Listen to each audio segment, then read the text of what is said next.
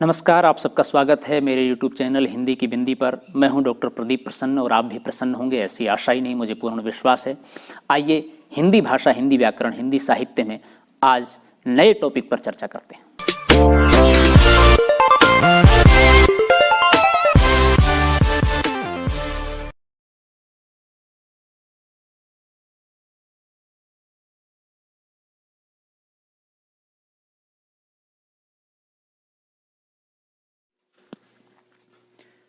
विद्यार्थियों, आज की वीडियो हम बना रहे हैं राष्ट्रीय काव्य धारा। हम इस वीडियो में राष्ट्रीय काव्य धारा क्या है, कब से शुरू हुई, हिंदी साहित्य में कब इसका जिक्र आता है और राष्ट्रीय काव्य धारा के प्रमुख कवि कौन कौन से हैं और उनकी कविताएं तथा उदाहरण सहित पूरी वीडियो को समझाने की कोशिश करेंगे। वीडियो स्टार्ट करने से पहले आपसे रिक्वेस्ट है, यदि आपने हमारा चैनल हिंदी की बिंदी अभी तक सब्सक्राइब नहीं किया है तो उसे सब्सक्राइब जरूर कर लें और बेल आइकॉन को जरूर दबाएं ताकि कोई वीडियो आप मिस न कर पाएँ। तो आइए शुरू करते हैं आज की वीडियो। राष्ट्रीय काव्य धारा। हिंदी काव्य में राष्ट्रीय चेतना का जो रूप आधुनिक काल में दृष्टिगत होता है, उसकी एक परंपरा संस्कृत साहित्य से होती हुई आई है। यह बात दूसरी है कि उसका जो रूप हमें आधुनिक काव्य में मिलता है वह संपूर्ण संस्कृत, प्राकृत, पाली, अपभ्रंश तथा हिंदी काव्य के आदि भक्ति और रीति कालों में नहीं है। इसका कारण है कि आधुनिक राष्ट्रीय भावना आधुनिक युग की देन है, इसलिए उसका पूर्ण प्रतिफलन आधुनिक हिंदी काव्य में ही हुआ है। लेकिन इतना स्पष्ट है कि आधुनिक राष्ट्रीयता की आंशिक अभिव्यक्ति उक्त काव्यों में अवश्य हुई है। आंशिक इसलिए कि राष्ट्रीयता के भूमि, जन और जन की संस्कृति संबंधी विविध तत्वों में से कुछ की अभिव्यक्ति उनमें है। राष्ट्रीयता के सांस्कृतिक पक्ष की अभिव्यक्ति संस्कृत काव्य की विशेषता रही है। राष्ट्र बनने, उसकी रक्षा करने, उसके प्रति अनुराग प्रकट करने की प्रवृत्तियों का प्रतिबिंब संस्कृत साहित्य में है। जन्मभूमि के प्रति प्रेम की संस्कृति संबंधी काव्य में अनेक उक्तियां हैं। स्वस्थ राष्ट्रीय जीवन के विकास की और संस्कृत साहित्य का झुकाव रहा है, इसीलिए उसमें राष्ट्रीयता की अभिव्यक्ति मानित है। इससे स्पष्ट है कि हिंदी में राष्ट्रीय काव्य उसे ही माना गया है जिसमें देश प्रेम की भावना प्रबल हो। ऐसा काव्य उस समय खूब रचा जाता है जब देश में राजनीतिक गुलामी हो अथवा उस पर कोई बाह्य आक्रमण हो। कवि की स्वतंत्रता का यह अर्थ नहीं कि कवि नैतिक बंधनों से रहित होकर उच्च श्रृंखलाओं तक पर उतर आए और अपनी अनैतिक रचनाओं से अराजकता फैला दे। स्वतंत्रता के पक्षधर यह दलील देते हैं कि कवि क्रांतिदर्शी होता है, उसमें युगीन चेतना का जितना अधिक प्रस्फुटन होता है उतना अन्य मानवों में नहीं। तब यह कैसे संभव है कि वह अपनी रचनाओं में उच्च श्रृंखल हो जाए।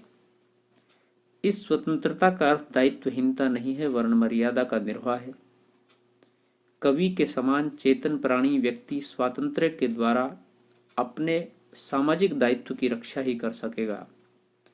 काव्य रचना का उदाहरण देते हुए यह कहा जा सकता है कि स्वातंत्र्य जब कवि को मिला तो उसने भक्ति युग में अपूर्व काव्य हमें दिया है, किंतु जब राजाश्रमों में पलने वाली रीतिकालीन कविता पर आश्रयदाता की प्रशंसा एवं मनोरंजन का बंधन लगाया गया तो उत्कृष्ट रचनाएं नहीं हो सकी। उनमें स्थूलता एवं चमत्कार का बाहुल्य ही रहा। वास्तव में जहां कवि की प्रतिभा को स्वतंत्रता नहीं रहती, वहां काव्य चेतना का हनन होता है। जहां अभिव्यक्ति की स्वतंत्रता कवि को नहीं है, वहां उसकी वृत्तियां आत्मनिष्ठ नहीं हो जाती हैं, उसका साहित्य अंतर्मुख हो जाता है। बाह्य जगत से दृष्टि खींचकर कवि अंतर्मुख मन पर दृष्टि डालता है। छायावादी युग के पूर्व जब कवि की स्वतंत्रता पर आक्षेप हुआ तो छायावाद का जन्म हुआ। उसका अहम ही समाज और परिस्थिति का सत्य बन गया। वह जग दर्शन नहीं अपितु आत्मदर्शन करता है। इसे संघर्ष से जीवन जगत की सच्चाइयों से पलायन भी कहा जाता है। व्यक्ति स्वातंत्र्य के युग में कवियों ने अपने युग के आश्रयदाताओं की विलास भावना की तृप्ति के लिए रचनाएं की, अथवा जीवन के संघर्ष से दूर भागकर व्यक्तिगत आनंद को ही कला का उद्देश्य ठहराया, तो प्रतिक्रिया स्वरूप समाज चेतना का नारा उठाया गया और कहा गया कि जनता के लिए साहित्य रचना होनी चाहिए, वह केवल महलों की ही विरासत न रहे। कला के लिए सिद्धांत की निस्सारता सिद्ध की गई कि साहित्य विचारों की अनुभूति है, उसका समाज से कोई अलग अस्तित्व नहीं है। स्टालिन के शब्दों में कलाकार मानव आत्मा का इंजीनियर है। उसकी रचना का उद्देश्य कला अथवा मन बहलाव नहीं, बल्कि समाज का भौतिक और सांस्कृतिक कल्याण होना चाहिए। कवि मात्र वर्ग चेतना का गायक ही नहीं है, उसकी वाणी पर राज सत्ता की मोहर की भी अपेक्षा नहीं है। वह राजनीति का अनुचर नहीं है। साहित्य स्वतंत्र है और उसका संवाहक कवि भी स्वतंत्र है। किंतु राजकीय दंड विधान से मुक्ति का यह तात्पर्य नहीं है कि वह अपने साहित्य के लिए समाज के प्रति उत्तरदायी नहीं है। कवि सामाजिक प्राणी है, इसलिए उसे यह अधिकार नहीं कि वह अपनी अनैतिकता से संपूर्ण समाज को अनैतिक बना दे। वह लोक मंगल से अलग रहकर जी ही नहीं सकता। सच्चा कवि तो वही है जो स्वतंत्र होकर अनुत्तरदायी नहीं है। वह समाज की प्रत्येक गतिविधि से प्रेरणा ग्रहण करता है तथा विषम परिस्थितियों में जन भावना को तीव्रता तथा उत्साह प्रदान करता है। कवि अपने काव्य में जनमानस को प्रतिफलित करता है तथा उसे नई दिशा देने का प्रयास करता है। जब राष्ट्र प्रभुत्व संपन्न राज्य होता है, उसके विकास की दिशा में कविता गतिशील होती है। विदेशी आक्रमण तथा प्रतंत्रता की स्थिति में विदेशी शक्ति को देश के बाहर निकालने के लिए वह जनमानस में उत्सर्ग एवं बलिदान की प्रेरणा भरती है। सांस्कृतिक उन्नयन की ओर कविता प्रवृत्त होती तथा पुनरुत्थान की कामना करती है। तो राष्ट्रीय काव्य धारा किस तरह से उत्पन्न हुई, उसमें कवि का क्या कर्तव्य है, ये इन सभी बातों के अध्ययन से हमें स्पष्ट पता लग रहा है धीरे धीरे कि कवि का कर्तव्य कैसे गुलामी के समय में अधिक उत्तरदायित्वजनक हो जाता है। 1920 ईस्वी में भारत के राष्ट्रीय जागरण के इतिहास को नई दिशा मिली। इसके दिशा नायक थे गांधी जी। उन्होंने सत्याग्रह और सहयोग के माध्यम से राष्ट्रीय चेतना में कर्मयोग की क्रांति का सूत्रपात किया। द्विवेदी युग की राष्ट्रीय भावना मंच की चेतना थी, लेकिन कर्मयोगी गांधी ने उसे लोक चेतना की सक्रियता प्रदान की। मंचीय भावना की राष्ट्रीयता का संपर्क जनजीवन से उतना नहीं था और न उसमें कर्म की प्रेरणा ही अधिक थी। छायावाद युग में राष्ट्रीय भावना को लोक शक्ति मिली और कर्म की गतिमयता प्राप्त हुई। इसलिए इस युग में राष्ट्रीय काव्य धारा एक नई शक्ति लेकर प्रवाहित होती है। भारतीय स्वतंत्रता संग्राम को लेकर देश में व्याप्त उथल पुथल को हिंदी कवियों ने अपनी कविता का विषय बनाकर साहित्य के क्षेत्र में दोहरे दायित्व का निर्वहन किया।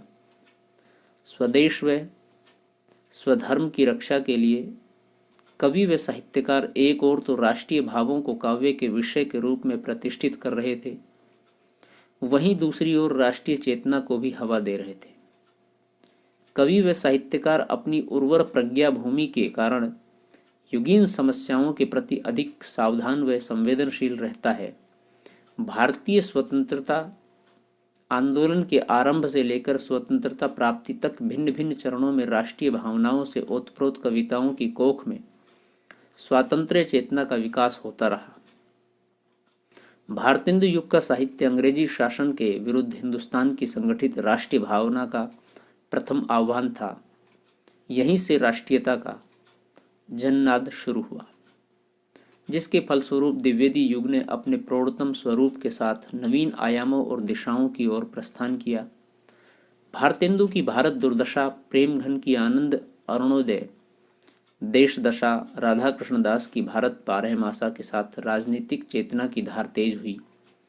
द्विवेदी युग में कविवर शंकर ने शंकर सरोज शंकर सर्वस्व, गर्भ रंढारस्य के अंतर्गत बलिदान गान में प्राणों का बलिदान देश की वेदी पर करना होगा के द्वारा स्वतंत्रता प्राप्ति के लिए क्रांति एवं आत्मोत्सर्ग की प्रेरणा दी।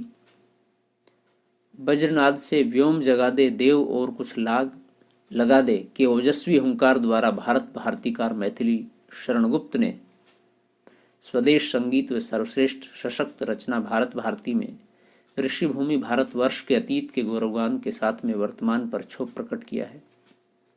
छायावादी कवियों ने राष्ट्रीयता के रागात्मक स्वरूप को ही प्रमुखता दी और उसी की परिधि में अतीत के सुंदर और प्रेरक देश प्रेम संबंधी मधुर गीतों व कविताओं की सृष्टि की। निराला की वरदे वीणा वादनी भारती जय विजय करे जागो फिर एक बार, शिवाजी का पत्र प्रसाद की अरुण यह मधुमेह देश हमारा, चंद्रगुप्त नाटक में आया हिमाद्री तुंग श्रृंग से प्रबुद्ध शुद्ध भारती आदि कविताओं में कवियों ने हृदय के स्तर पर अपनी प्रशस्त राष्ट्रीयता की अभिव्यक्ति की है। प्रसाद पंत महादेवी के अतिरिक्त राष्ट्रीयवादी काव्यधारा के कवियों में रामधारी सिंह दिनकर, मैथिली शरणगुप्त, माखनलाल चतुर्वेदी, बालकृष्ण शर्मा नवीन इत्यादि कवियों ने परंपरागत राष्ट्रीय सांस्कृतिक भित्ति पर ओजपूर्ण स्वरों में राष्ट्रीयता का संधान किया। इन उपयुक्त कवियों के अतिरिक्त छायावादी काव्यधारा के अन्य कवि भी जिनकी रचनाओं में छायावादी प्रवृत्तियां परिलक्षित होती हैं। इस दृष्टि से डॉक्टर रामकुमार वर्मा की रूप राशि, निशीथ, चित्ररेखा, आकाशगंगा उल्लेखनीय है। इसमें प्रकृति चित्रण, रहस्यवादी भावना, राष्ट्रीयता तथा मानववाद की प्रतिष्ठा हुई है। उदय शंकर भट्ट की राका, मानसी, विसर्जन, युगदीप, अमृत और विष आदि कविता संग्रहों में मानवीकरण, सर्वेवादी चेतना, कल्पना प्रवणता, व्यक्तिकता तथा राष्ट्रीयता की अभिव्यक्ति हुई है। भगवती चरण वर्मा ने मधुकण 1931 की रचना की जिसमें व्यक्तिगत प्रणयानुभूति दिखाई देती है। मोहनलाल महतो ने निर्माल्या 1926 एकतारा तथा कल्पना नामक काव्य ग्रंथों की रचना की। लक्ष्मी नारायण मिश्र ने अंतर्जगत नामक काव्य संग्रह का प्रणयन किया। जनार्दन प्रसाद झा की अनुभूति और अंतर्ध्वनि, गोपाल सिंह नेपाली की पंछी और रागिनी, केदारनाथ मिश्र की चिरस्पर्श, सेतुबंद, आरती प्रसाद सिंह की कलापी आदि कृतियों में छायावादी भाषा शैली दिखाई देती है। उपयुक्त रचनाओं के अतिरिक्त राष्ट्रीय सांस्कृतिक काव्यधारा से जुड़ी कुछ अन्य कवियों की भी रचनाएं हैं जो देश की राजनीतिक और सांस्कृतिक एकता को बनाए रखने में महत्वपूर्ण सिद्ध हुई। राम नरेश त्रिपाठी ने मानसी, पथिक, स्वप्न नामक खंड काव्यों की रचना की जिसका एकमात्र उद्देश्य सुषुप्त भारतीयों को जागृत कर ब्रिटिश शासन के विरुद्ध संघर्ष जारी रखना था। इसके अतिरिक्त उदय शंकर भट्ट की तक्षशिला, जगन्नाथ प्रसाद मिलिंद की जीवन संगीत, दिनकर की रेणुका, मैथिली शरणगुप्त की स्वदेश संगीत, गया प्रसाद शुक्ल स्नेही की राष्ट्रीय मंच, केदारनाथ मिश्र प्रभात की ज्वाला, महेश चंद्र प्रसाद की कांग्रेस शतक आदि रचनाएं राष्ट्रीय सांस्कृतिक धारा की महत्वपूर्ण कृतियां हैं जिससे भारतीय जनमानस को नई चेतना और दिशा मिली। आधुनिक हिंदी साहित्य में छायावादी कविता की पृष्ठभूमि व्यापक और अंतर्राष्ट्रीय है। इस काव्यधारा पर स्वच्छंदता और साम्यवाद के स्वरों का पूर्ण प्रभाव दृष्टिगोचर होता है। छायावादी परिस्थितियां राष्ट्रीय संगीत का सृजन करती हैं। प्रसाद पंत, निराला, महादेवी वर्मा, मुकुटधर पांडे, भगवती चरण वर्मा आदि की कविताओं को राष्ट्रीय तथा मानवीय मूल्यों ने सर्वाधिक रूप से प्रभावित किया है। तो विद्यार्थियों, ये थी आज की वीडियो। राष्ट्रीय काव्यधारा की पृष्ठभूमि को एक तरह से हमने समझाया। इसमें हम इसकी 2 वीडियो और बनाएंगे। अगली वीडियो में हम राष्ट्रीय काव्यधारा के प्रमुख कवियों का परिचय देते हुए उनकी प्रमुख रचनाओं के साथ साथ उदाहरण सहित आपको राष्ट्रीय काव्यधारा के बारे में समझाएंगे। वीडियो आपने पूरी देखी, इसके लिए बहुत बहुत धन्यवाद। यदि वीडियो अच्छी लगी हो तो आप इसे लाइक करें, कमेंट्स करके हमें ज़रूर बताएं आपको क्या कुछ खास पसंद आया, कैसी लगी। और यदि फिर भी वीडियो को लेकर के आपके मन में कोई सवाल हो, काव्यधारा को लेकर के, राष्ट्रीय काव्यधारा को लेकर के, हिंदी साहित्य को लेकर किसी भी तरह का कोई सवाल हो तो कमेंट्स के माध्यम से पूछिए, हम नेक्स्ट वीडियो में उसका समाधान करेंगे। और अपने दूसरे सहपाठियों के साथ इस वीडियो को शेयर कीजिए ताकि वो भी लाभान्वित हो सकें। और हिंदी की बिंदी चैनल को अभी तक आपने यदि सब्सक्राइब नहीं किया है तो प्लीज़ उसे सब्सक्राइब जरूर करें, बेल आइकन को जरूर दबाएं ताकि कोई वीडियो आप मिस न कर पाएँ और सभी वीडियो आपको आसानी से मिल सके। हमने प्लेलिस्ट बना रखी है, उसके माध्यम से भी आप अपने सिलेबस की, अपने कोर्स की, अपनी कक्षाओं की वीडियो तलाश सकते हैं। आज की वीडियो में इतना ही। नेक्स्ट वीडियो के साथ फिर मिलते हैं, तब तक के लिए शुक्रिया, नमस्कार।